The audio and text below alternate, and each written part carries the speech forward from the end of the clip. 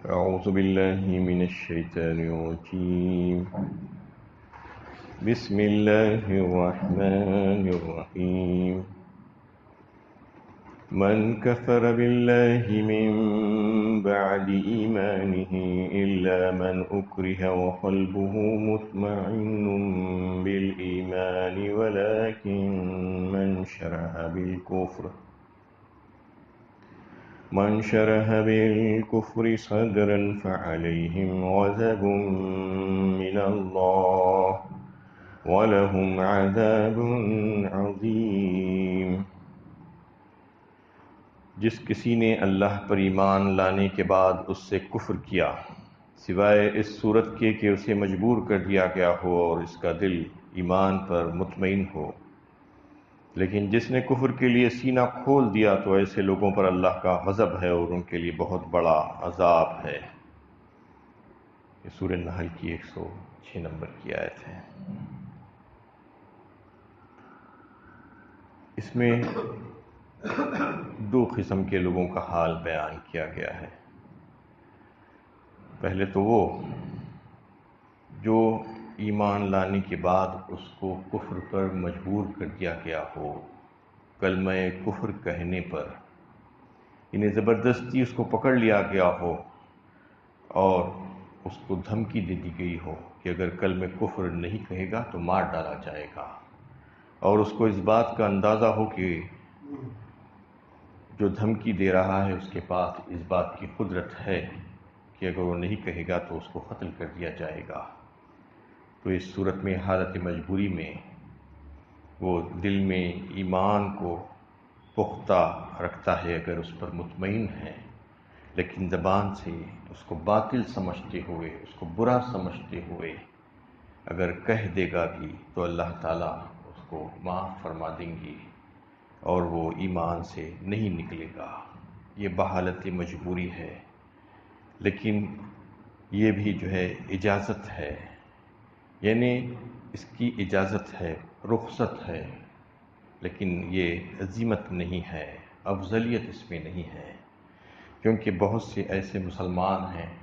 جن کو مار ڈالنے کی دھمکی دی گئی اور کہا گیا کہ کلمہ کفر کہے، لیکن انہوں نے ایسا نہیں کہا اور اپنی جان کو قربان کر دیا، لیکن اپنی زبان سے وہ کلمہ کفر نہ کہہ سکی۔ اس کی بہترین مثالیں حضرت یاسر اور حضرت سمیہ رضی اللہ تعالیٰ عنہما کی ہیں کہ مشرکوں نے ان کے اوپر سخت مظالم توڑے، بالآخر ان کو قتل کر دیا، تڑپا کر تکلیفیں پہنچا کر ان کو قتل کیا، لیکن وہ کفر کا کلمہ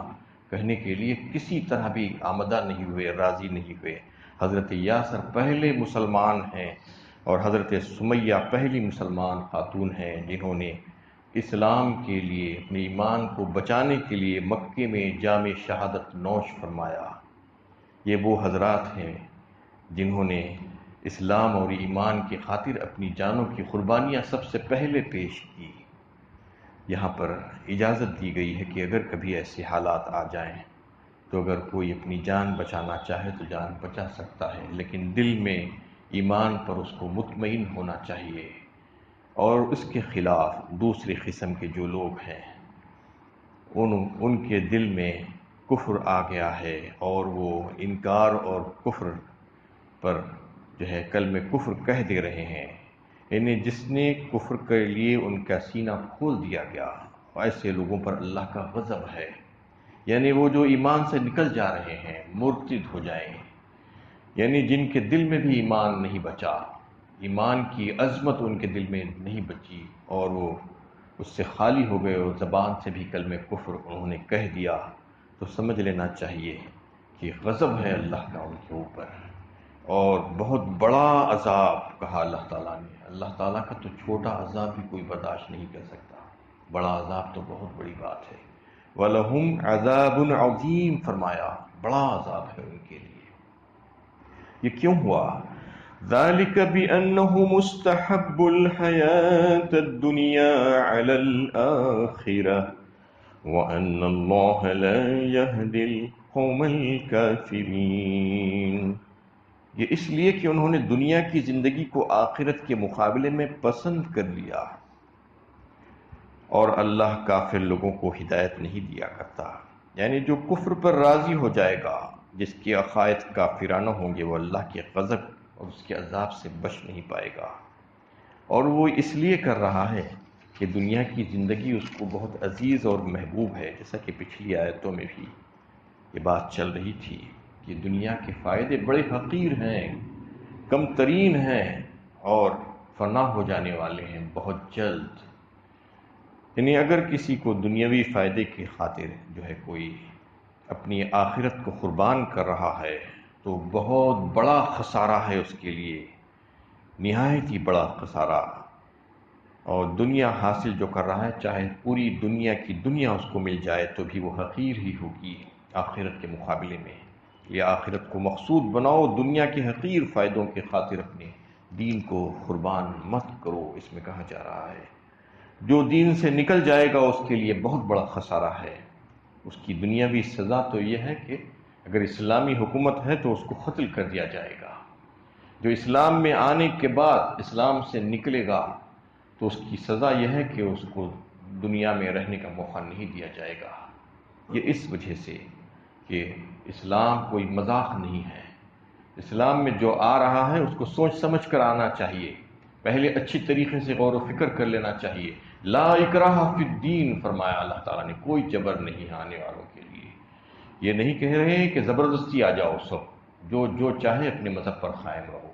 لیکن اگر اسلام میں داخل ہو رہے ہیں تو سوچ سمجھ کر داخل ہو، اس کا مذاق مت بناؤ۔ اور اگر کوئی مذاق بنائے گا تو اسلامی حکومت جہاں پر ہوگی اس کی سزا یہ ہوگی، اس کی گردن مار دی جائے گی، اس کو جینے کا حق اس سے چھین لیا جائے گا۔ تو اس میں ان مرتد ہونے والوں کی کیفیت اللہ تعالیٰ نے بتائی، ان کا انجام بد بتایا گیا، اور یہ اس وجہ سے کہ انہوں نے دنیا کی زندگی کو عزیز رکھا، اور آخرت کے مقابلے میں ایسے لوگوں کو اللہ تعالیٰ ہدایت ہی نہیں دیتے، ہدایت کے دروازے ان کے اوپر بند کر دیے جاتے ہیں۔ یہ ان لوگوں کا حال بیان فرمایا اللہ تعالیٰ نے کہ جو سینے میں ایمان رکھتے ہیں اپنے، لیکن زبان سے اگر کفر کا کلمہ کہہ رہے ہیں تو ان کو معاف کر دیا جائے گا، کیونکہ اصل جو ہے وہ دل کی کیفیت ہے جو اللہ تعالیٰ جانتے ہیں اور کوئی نہیں جان سکتا۔ دل کی کیفیت صحیح ہونی چاہیے۔ اگر بحالت مجبوری زبان سے کچھ نکل بھی گیا ہے، کچھ کہہ دیا گیا ہے، تو بھی اللہ تعالیٰ اس کو معاف فرما دیں گے، لیکن دل کی کیفیت جب خراب ہو جائے گی، دل سے ایمان نکل جائے گا تو چاہے 1000 بار کچھ کہہ لے۔ یہی حال تو منافقین کا تھا۔ منافقین زبان سے کچھ کہتے، دل میں کچھ رکھتے، دل میں ایمان ہوتا ہی نہیں تھا، ان کے ایمان کی محبت ہی نہیں ہوتی تھی دل میں۔ زبان سے تو بڑے بڑے دعوے کرتے تھے اور کہتے تھے کہ ہم تو مسلمان ہیں، اور اگلی صفوں میں رہنے کی کوشش کرتے۔ تو اس میں بتا دیا گیا کہ جو کوئی بھی اس قسم کی حرکتیں کرے گا، جو کوئی دنیاوی زندگی کو، دنیا کے مفادات کو جو ہے پسند کرے گا آخرت کے مقابلے میں، تو پھر اس کو سمجھ لینا چاہیے کہ اس کی حالت کیا ہونے والی ہے۔ آج ایسے کتنے مسلمان ہیں نام نہاد، ہزاروں لاکھوں کروڑوں کی تعداد میں، جو دنیاوی زندگی کو عزیز رکھتے ہیں اپنی آخرت کے مقابلے میں، جو چاہے کرتے رہتے ہیں، جیسا چاہے کماتے رہتے ہیں، اللہ تعالیٰ کے احکامات، رسول اللہ صلی اللہ علیہ وسلم کی طریقوں کی ان کو پرواہ ہی نہیں ہے۔ وہ بس یہ سمجھتے ہیں کہ دنیا آ جائے، بس دنیا کی حرص میں ہے، تو وہ چاہے 1000 بار کلمہ کہہ لے، لیکن عملی طور پر وہ کیا کر رہے ہیں ان کو سمجھ لینا چاہیے، اور ان کا مقام کیا ہوگا اس کا ان کو اندازہ ہونا چاہیے۔ کہ اس میں اللہ تعالیٰ نے واضح فرما دیا کہ جو دنیا کو عزیز رکھے گا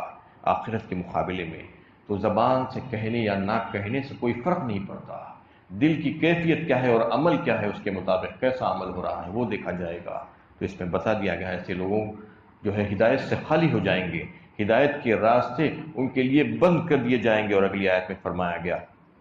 کہ اولئک الذین طبع اللہ علی قلوبہم وسمعہم وابصارہم وَأُولَئِكَ هُمُ الْغَافِلُونَ۔ یہی لوگ ہیں جن کے دلوں، کانوں اور آنکھوں پر اللہ نے مہر کر دی، اور یہی لوگ ہیں جو غافل ہیں، یعنی ان کو اللہ تعالیٰ نے ایسی بہترین چیزیں عطا فرمائی تھی، انعامات، ان کے وہ اعضاء، ان کے دل اور دماغ اور کان اور آنکھیں، جس سے وہ حق کو دیکھ سکتے تھے، لیکن انہوں نے اس کو دیکھنا گوارا نہیں کیا۔ لہم قلوب لا یفقہون بہا ولہم اعین لا یبصرون بہا ولہم آذان لا یسمعون بہا۔ سورہ اعراف 9ویں پارے میں اللہ تعالیٰ نے فرماتے ہیں کہ ان کے پاس تو سب کچھ ہے، دل بھی ہے ان کے پاس، لیکن اس سے غور و فکر کا کام نہیں لیتے وہ، اور ان کے پاس کان ہیں جس سے وہ حق سننا نہیں چاہتے، ان کے پاس آنکھیں ہیں جس سے وہ حق کو دیکھنا نہیں چاہتے، وہ تو چوپایوں کی طرح ہے فرمایا۔ اور یہاں پر کہہ دیا گیا کہ اس قسم کے جو بھی لوگ ہوں گے جو اپنے اعضاء کو جو اللہ تعالیٰ نے ان کو عطا فرمائی ہے اس سے اس کا صحیح کام نہیں لیں گے تو سمجھ لینا چاہیے کہ اس پر مہر لگا دی جائے گی، اور جب مہر لگا دی جائے گی تو پھر ان کے لیے ہدایت کے راستے نہیں کھل سکتی۔ وہ اولئک هم الغافلون، وہ انجام سے بے خبر اور غفلت میں پڑے ہوئے ہیں ایسے لوگ۔ وہ سمجھ رہے ہیں کہ بہت اچھے چل رہے ہیں، لیکن جب مریں گے تو اس وقت پتہ چلے گا کہ کیسا کیا تھا کام اور کیا کھویا تھا اور کیا پایا تھا۔ لا جرم انہم فی الآخرۃ هم الخاسرون، لازماً یہ لوگ آخرت میں تباہ حال ہوں گے، برباد ہوں گے، اللہ کے عذاب میں گھیر دیے جائیں گے، اللہ کا غضب ان کے اوپر ہوگا۔ سوچنا چاہیے کہ ایسے کام کرنے سے پہلے رک جانا اور اپنی اصلاح کر لینا۔ ثم ان ربك للذين هاجروا من بعد ما فتنوا ثم جاهدوا وصبروا ان ربك من بعدها لغفور رحیم۔ البتہ جن لوگوں نے آزمائشوں میں پڑنے کے بعد ہجرت کی، پھر جہاد کیا اور صبر سے کام لیا، تو ان اعمال کے بعد یقیناً تمہارا رب ان کے لیے بخشنے والا، رحم فرمانے والا ہے۔ اب اس آیت میں اللہ تعالیٰ اپنے نیک مخلص خدا ترس بندوں کی تعریف فرما رہے ہیں کہ میرے بندے تو ایسے ہوتے ہیں، ویسے نہیں جو شک و شبہ کریں، جو دل میں کچھ رکھے، زبان سے کچھ چاہیں، بلکہ میرے بندے تو وہ ہیں۔ یہ ان مسلمان اور اہل ایمان کی تعریف کی جا رہی ہے جو مکے میں تھے، اور مکے میں ان کے اوپر ظلم و ستم ڈھایا جا رہا تھا، ہر قسم کی تکلیفیں ان کو پہنچائی جا رہی تھی۔ آخر کار ہجرت کا حکم آیا، تنگ آ کر وہ وہاں سے نکلے، اور سب سے پہلے حبشہ کی ہجرت اور پھر مدینے کی جانب ہجرت۔ اندازہ کیجئے کہ انسان کو اپنا سب کچھ چھوڑ چھاڑ کر جانا ہے، اپنا وطن، اپنے رشتہ دار، اپنے اہل و عیال، اپنا مال، اپنی جائیدادیں، اپنا کاروبار، اور ہمیشہ ہمیشہ کے لیے چلا جانا ہے سب چھوڑ دے کے، تو کیسا ہو سکتا ہے، کیسا لگتا ہے؟ اندازہ کیجئے آپ۔ کچھ دنوں کے لیے ہم باہر نکلتے ہیں تو کتنا پریشان رہتے ہیں، حالانکہ سب ہمارا ہی ہوتا ہے، واپس پلٹ کر آنے والے ہوتے ہیں، ہم کچھ چھوڑ چھاڑ کر نہیں جا رہے ہوتے ہیں، سفر پر جا رہے ہیں تو پریشان رہتے ہیں۔ لیکن یہ حضرات نے اللہ اور اس کے رسول کی خاطر لبیک کہا ایک آواز پر، اور سب کچھ چھوڑنے کے لیے تیار ہو گئے، اپنی سب چیزوں کو قربان کر دیا انہوں نے اللہ کی خاطر، ہجرت کی۔ اللہ تعالیٰ ان کی تعریف فرما رہے ہیں جنہوں نے من بعد ما فتنوا، ان کو ستایا گیا، فتنے میں ڈالا گیا، تکلیفیں پہنچائی گئی، اس کے بعد وہ مجبور ہو گئے ہجرت کرنے پہ، اللہ تعالیٰ کا حکم آیا اور ہجرت کر گئے۔ ثم جاہدوا، اور پھر جب کافروں سے جہاد کا موقع آیا، جب اللہ تعالیٰ نے حکم دیا کہ اب ان سے دو دو ہاتھ ہو جاؤ، اب بہت زیادہ ہو چکا ہے، کیونکہ مکے کی ساری زندگی میں جو ہے ان کو اجازت نہیں تھی کہ لڑنے کی، اس وقت اسلام پنپ رہا تھا اور اللہ تعالیٰ نے حکم نہیں دیا تھا کہ ان سے لڑائی کی جائے، ان کو سمجھایا جائے، ان کو طریقے سے ان کے سامنے دعوت پیش کی جائے۔ اتنا کرنے کے باوجود بھی وہ قوم نہیں مانی، اور جب نکل کر چلے گئے سب چھوڑ چھاڑ کر، تو اس کے بعد بھی پیچھے پڑ گئے، مدینے میں بھی چین سے بیٹھنے نہیں دیا، وہاں پر بھی تکلیفیں پہنچائی گئی، جنگیں ان کے اوپر مسلط کر دی گئی ایک کے بعد دیگرے۔ اس وقت اللہ تعالیٰ نے ان کو اجازت دی، اذن للذین یقاتلون بانہم ظلموا، فرمایا سورہ حج 17ویں پارے میں اجازت دے دی گئی اللہ تعالیٰ کی طرف سے کہ جس کے اوپر ظلم ہوا ہے وہ اپنے ہاتھ کو کھولے اور ان سے مقابلہ کرے۔ تو اس میں جو ہے انہی کی تعریف کروائی جا رہی ہے کہ ثم جاہدوا، یعنی اللہ کی راہ میں انہوں نے جہاد کی، جد و جہد کی، جو سخت ناسازگار حالات میں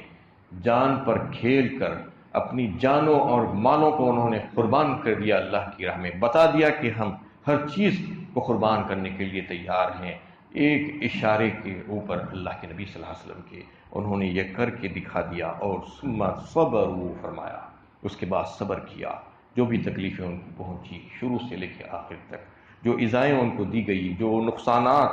ان کو پیش آئے، وہ تمام چیزوں پر انہوں نے صبر کیا، برداشت کیا اللہ کی خاطر۔ ان ربک من بعدها لغفور الرحیم، فرمایا تمہارا رب ان کے لیے یقیناً بخشنے والا اور رحم فرمانے والا ہے۔ یعنی اتنا دے گا کہ وہ راضی ہو جائیں گے، ان کو بخش دے گا، ان کو معاف فرما دے گا بروز قیامت، جس دن سب پریشان ہوں گے۔ آگے کی آیت میں آ رہا ہے نفسا نفسی کا عالم ہوگا، اس دن ان کی مغفرت ہوگی، ان کی بخشش ہوگی، ان کی عمل کی بدولت جو انہوں نے اس دنیا میں کیے تھے، اللہ تعالیٰ کے احکامات کو پورا کرنے کے سلسلے میں کسی قسم کا کوئی شک و شبہ نہیں کیا تھا، اور ایک اشارے پر اپنی ساری چیزیں قربان کر دی تھی، ہجرت کی تھی، جہاد کیا تھا، قتال تک نوبت آئی، قتال کیا اور اپنے آپ کو پیش کیا، اپنی جانوں کو پیش کیا اور صبر کیا، تو پھر اس کا بدلہ انتہائی بہترین ملنا چاہیے تھا۔ اللہ تعالیٰ ان کو وہ بدلے سے نوازیں گے، ان کو معاف فرما دیں گے اور ان کی مغفرت فرما دیں گے اور ان پر رحم فرما دیں گے اس دن۔ اللہ تعالیٰ سے دعا ہے کہ اللہ تعالیٰ ہمیں ایسے بہترین لوگوں میں شامل فرمائے جو اللہ کی خاطر، اسلام کی خاطر، کلمت اللہ کی بلندی کے خاطر اپنی جانوں اور اپنی مالوں کو لگانے والے بن جائیں۔